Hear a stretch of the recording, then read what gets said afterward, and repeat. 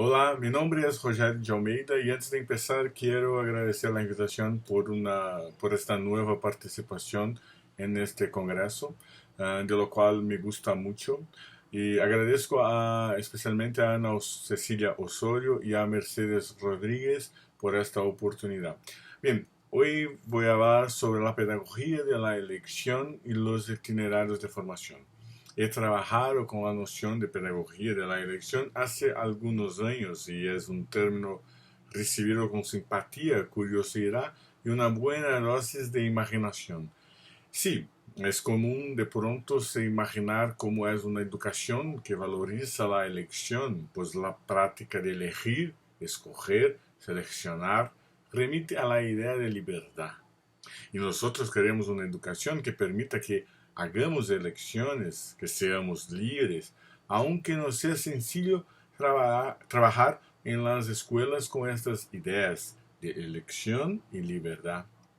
Pero el concepto de pedagogía de elección no figura un conjunto de reglas que deben aplicarse con rigor y método. No hay un método para enseñar a las personas a hacer elecciones. Las hacemos todo el tiempo, es verdad, pero pocas veces reflexionamos sobre ellas. La idea entonces es hacer con que la educación pueda validar una pedagogía que reflexione sobre la incertidumbre, la duda, la elección. Así, es necesario que la pedagogía de la elección respete el trayecto personal de cada alumno.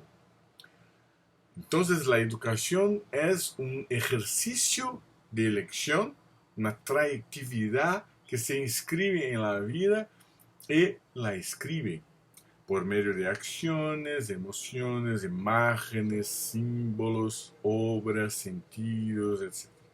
En esta perspectiva antropológica, el hombre es una trayectoria, proyecta su mundo, narra a sí mismo. Píndaro, el poeta Píndaro, griego, anunció una tal pedagogía con el aforismo: hazte el que eres. Nietzsche hizo de esa insignia su propio proyecto de vida, que puede ser expreso como amor fati, es decir, amor por el destino, el hado, amor por lo que se es, querer que todo sea como es. No porque sea necesariamente bueno así, sino porque es así y solo así. Como defiende Jorge La Rosa, lector de Nietzsche, el arte de la educación es hacer con que uno llegue a sí mismo, es decir, hasta el mejor de sus posibilidades. Cito La Rosa. Para Nietzsche no hay un yo real y escondido a descubrir. Atrás de un véu siempre hay otro véu. Atrás de una máscara, otra máscara. Atrás de una piel, otra piel. El yo que importa es aquel que hay siempre más allá de ese que se toma habitualmente por sujeto. No está por descubrir, sino por inventar. No por realizar, sino por conquistar. No por explorar, sino por crearla de la misma manera que un artista crea una obra. Para llegar a ser lo que se es, hay que ser artista de sí mismo. Muy bueno. Entonces, una pedagogía de la elección debe ser pensada en una dimensión estética y hermenéutica, como una poética de la elección, es decir, como una traducción personal de la comprensión del mundo, de los sentidos que circulan en la vida. Como una poética, la elección no tiene reglas universales, pero reglas específicas que conciernen a cada uno.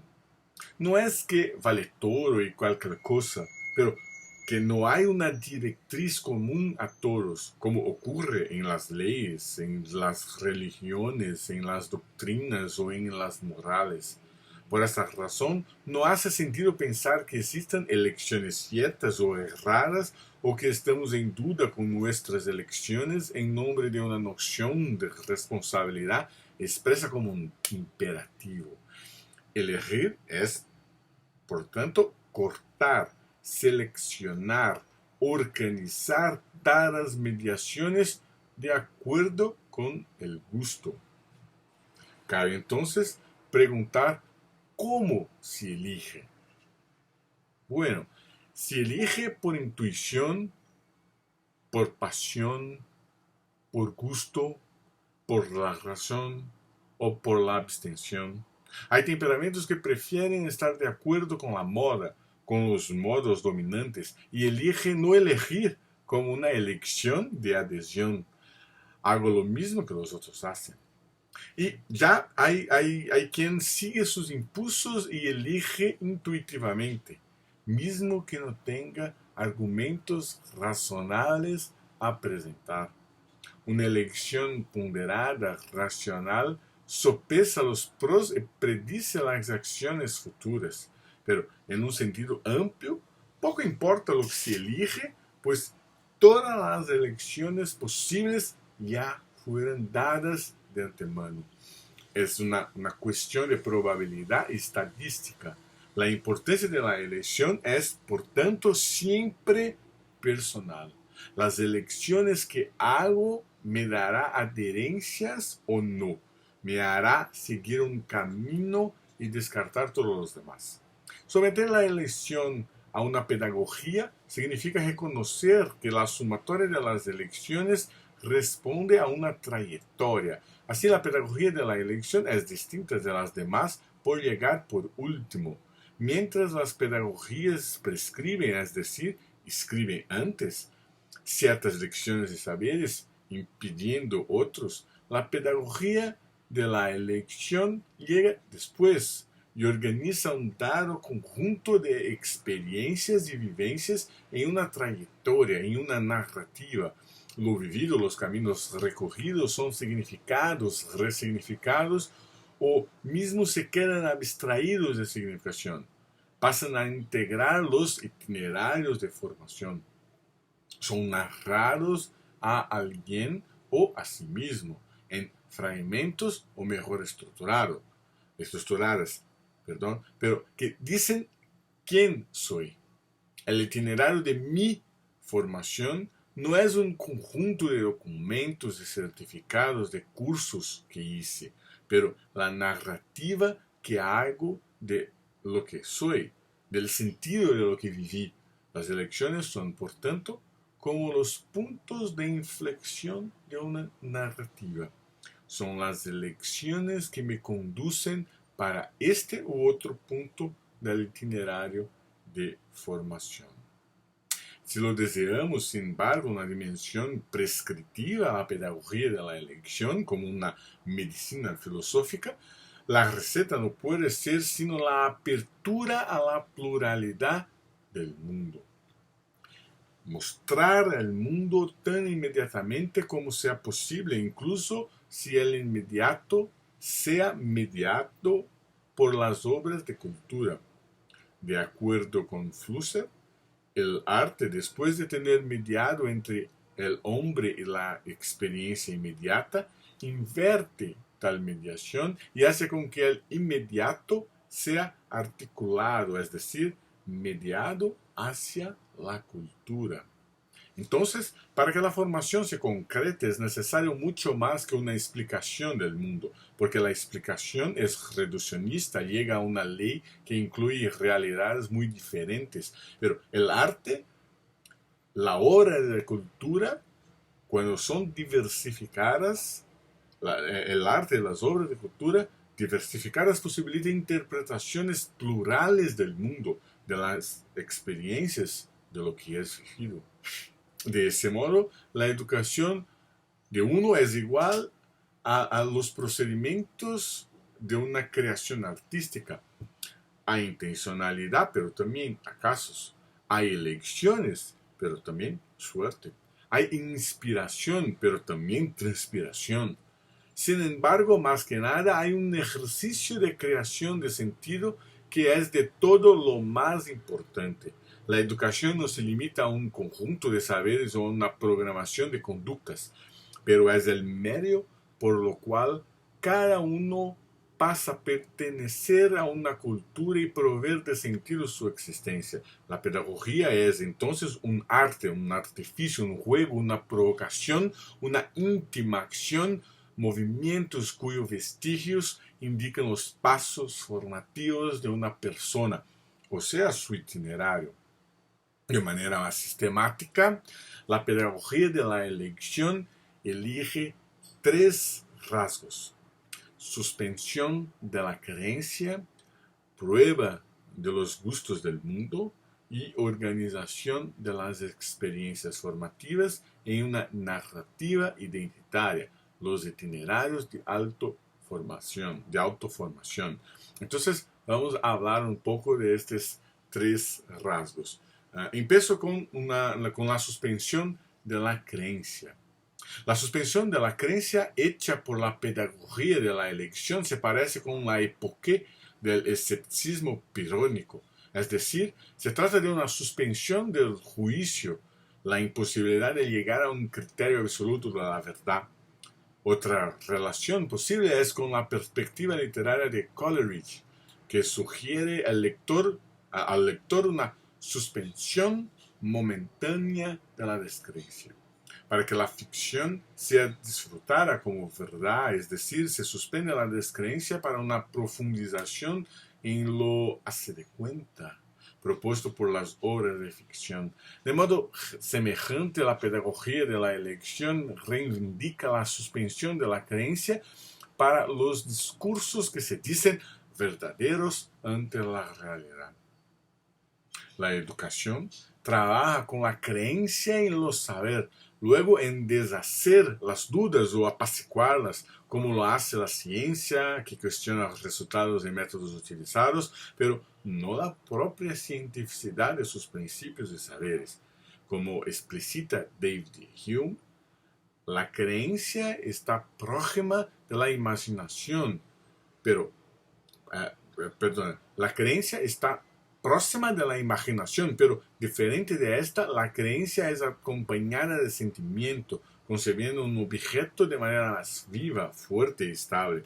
En la educación escolar, la propia predisposición didáctica, así como los demás rituales de la práctica de enseñanza, promueve ese sentimiento que acompaña el saber en búsqueda de fijarlo, de hacerlo estable. No es una búsqueda de un saber provisorio, no es una problematización de determinados enunciados, pero un proceso de aprendizaje que corresponde a un programa mayor de naturalización, interpretación y reconocimiento de lo referencial, el mundo, a que estos conocimientos aluden, como si fueran la expresión de la verdad. Pero sabemos que no lo es. De modo distinto, entonces, la pedagogía de la elección defiende una educación que cuestiona la creencia. Deshacerse de este sentimiento de verdad, la creencia, es tal vez el grande reto impuesto por la pedagogía de la elección, porque la educación solo admite la elección condicionada a las variantes preestablecidas por los saberes que se refieren a un cierto fenómeno o objeto, el mundo. Así, el largo proceso de formación escolar se justifica por la necesidad de desarrollo de las creencias. Los conocimientos son importantes, no hay duda, pero los rituales de enseñanza, de evaluaciones, de reverencia al saber, intentan una adhesión como ocurre con las creencias de manera general. No se trata de defender un escepticismo absoluto que borraría todos los sentidos, quitaría con todos los sentidos o las posibilidades de saber, pero de reconocer el carácter simbólico del conocimiento, lo que Cassirer llamó de filosofía de las formas simbólicas, que entiende que la filosofía, la ciencia, la religión y el arte son elaboraciones simbólicas del mundo, hacen una mediación y no una enunciación de la verdad. Así, la pedagogía de la elección hace la suspensión del sentimiento de creencia que acompaña el saber, reconoce que el saber es una forma simbólica de mediación que no necesita de la creencia. Entonces hay aquí un desaprendizaje, es decir, una problematización de los referenciales y de las concepciones que están en la base de una pretensa verdad. Conduce la duda hasta la raíz del sentimiento de creencia para que de la duda surja la elección. Sin embargo, si no hay un sentimiento de creencia, hay por otro lado un sentimiento de aprobación. Aprobación que no es garantiza de que un dado saber sea verdadero, pero que es garantiza de que está de acuerdo con la elección hecha. Así, elegir caminos a seguir es un modo de no quedarnos en medio de las encrucijadas. Pero, ¿cómo hacer elecciones? Bueno, probando los gustos. Paso ahora a hablar del segundo rasgo, que es la prueba de los gustos del mundo. En efecto, solo hay una elección que importa hacer, la de aprobación. Probar los gustos del mundo y adherir a los sabores que parecen los más apetecibles. Es una ilusión, por tanto, creer que la elección podrá salvarnos de las ilusiones. Su intento es, suspendiendo la creencia, hacer dudar todas las ilusiones, principalmente las que buscan una referencia externa a la realidad para juzgarla. Pues la ilusión, si en un dado momento alivia el peso de la realidad, desafortunadamente no perdura. Tarde o temprano la realidad vuelve, es decir, la ilusión se deshace y lo que escondía o enmascaraba estalla con toda su carga. Retorno de lo oprimido, dirán los psicanalistas, pero en efecto lo que retorna es lo que siempre estuvo ahí, escondido, enmascarado, todavía presente. La posibilidad de repetición infinita del dolor desmascara la ilusión. No se desea de hecho el dolor, pero la confirmación por el dolor de que lo deseado debería realizarse, no porque la voluntad sea fuerte, pero porque sería justo que se realizase. Cualquier que sea la noción de justicia, tenía que referirse a un valor externo a la propia circunstancia de lo deseado, como si la voluntad fuera descartable por ser egoísta, mientras una escala, por ser exterior al deseo, pudiese justificar la realización o no del deseado. Si se realiza, la felicidad es alcanzada, si no, la frustración encontrará una justificativa ilusoria para su dolor. Así la ilusión no está del lado del deseado, pero en la creencia de que el deseado tenga cualquier valor. Deshacerse de la ilusión es entonces deshacerse de la ilusión de valor y no de la ilusión del deseo. El deseo es pleno, abundante, excesivo, se extiende, desborda, hace vivir. Schopenhauer se perdió al desear eliminar el deseo.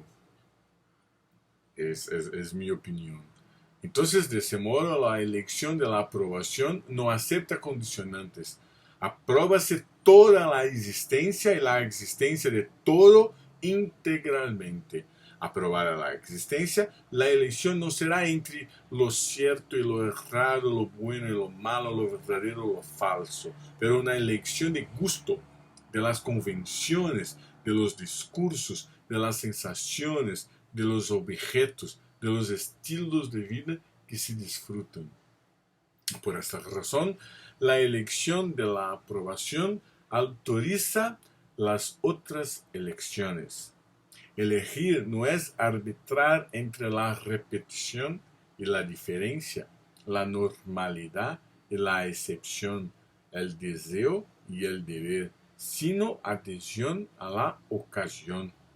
Cito ahora Baltasar Gracián, un barroco un filósofo barroco que tenía una preocupación con la cuestión de vivir la ocasión. Entonces, ¿qué es vivir la ocasión? El gobernar, el discurrir, todo ha de ser al caso. Querer cuando se puede, que la sazón y el tiempo a nadie aguardan. No vaya por generalidades en el vivir, si ya no fuera en favor de la virtud, ni intime leyes precisas al querer, que habrá de beber mañana del agua que desprecia hoy. Hay algunos tan paradojalmente impertinentes que pretenden que todas las circunstancias del acierto se ajusten a su manía y no al contrario. Mas el sabio sabe que el norte de la prudencia consiste en portarse a la ocasión. Es una preocupación de Gracián, la ocasión. Entonces la pedagogía de la elección no enseña a elegir. Las elecciones son siempre circunstanciales, pero defiende que las elecciones están sometidas a la aprobación o negación del acaso de la existencia. Aprobado el acaso, no hay culpa o salvación, pero estamos libres para actuar de acuerdo con la voluntad. Quiero lo que elegí aún una vez más, aún innúmeras veces.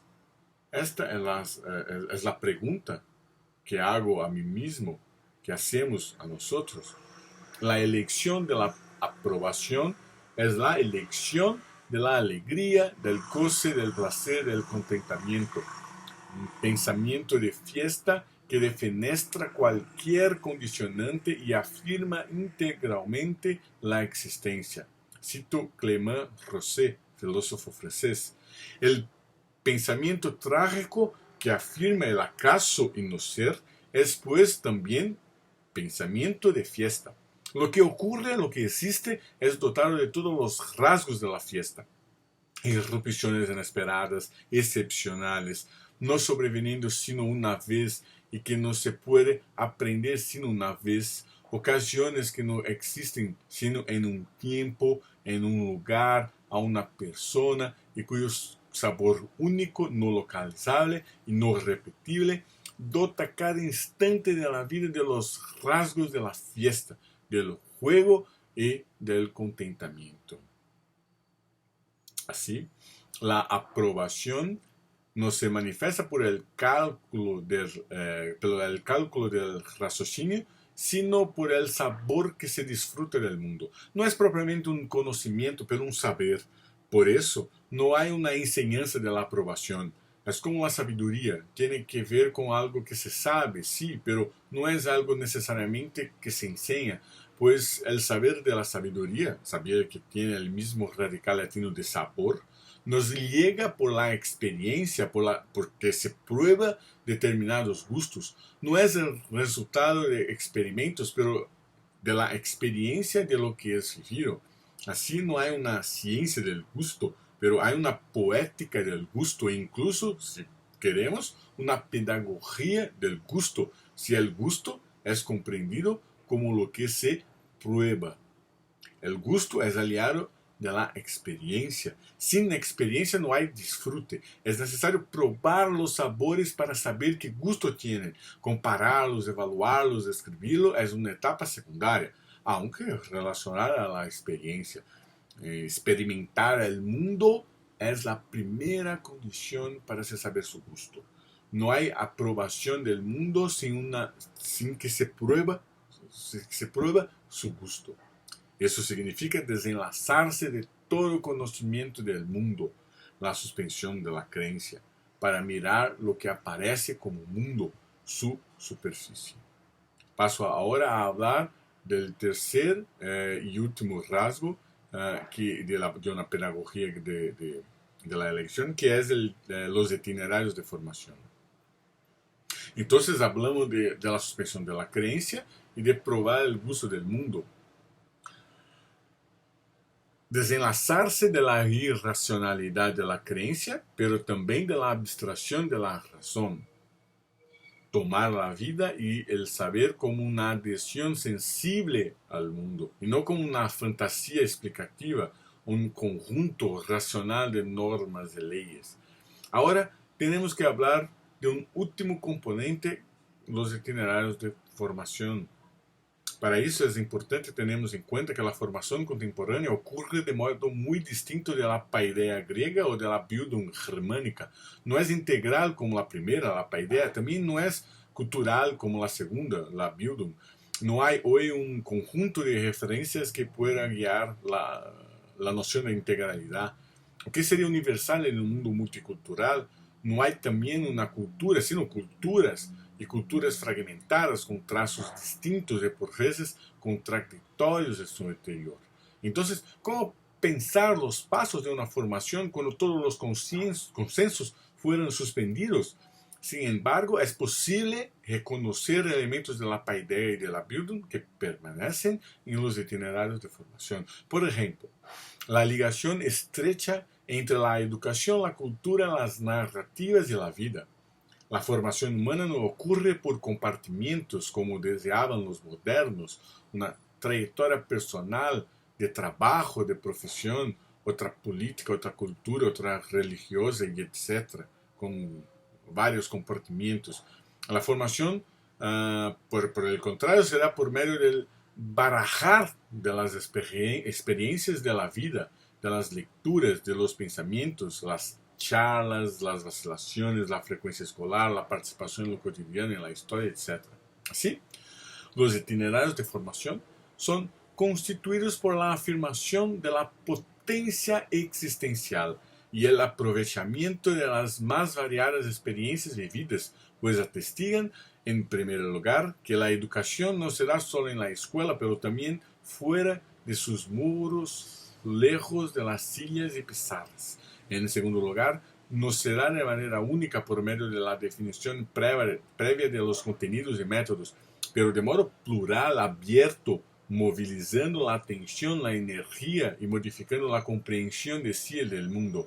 En tercer lugar, los itinerarios, como el nombre sugiere, presupone que la educación es una relación dinámica, procesual, hecha de avances y contratiempos, de dudas y retornos, de conocimientos y reconocimientos, de cambios de ideas, de aprendizajes y desaprendizajes. Finalmente, los itinerarios de formación son recorridos a lo largo de la vida, pues es viviendo que nos educamos, que hacemos elecciones, que afrontamos los retos que cada momento impone.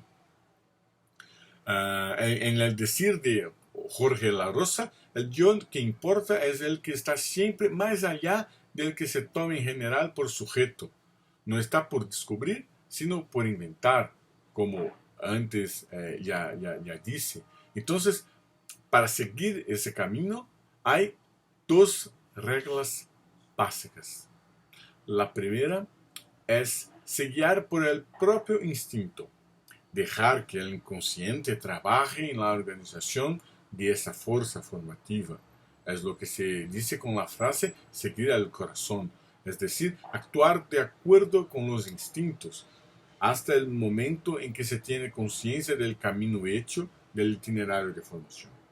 La otra regla es se guiar con ayuda de maestros, muchos de ellos encontrados en los libros, en las películas, en las obras de arte o mismo dispersos por los caminos de la vida.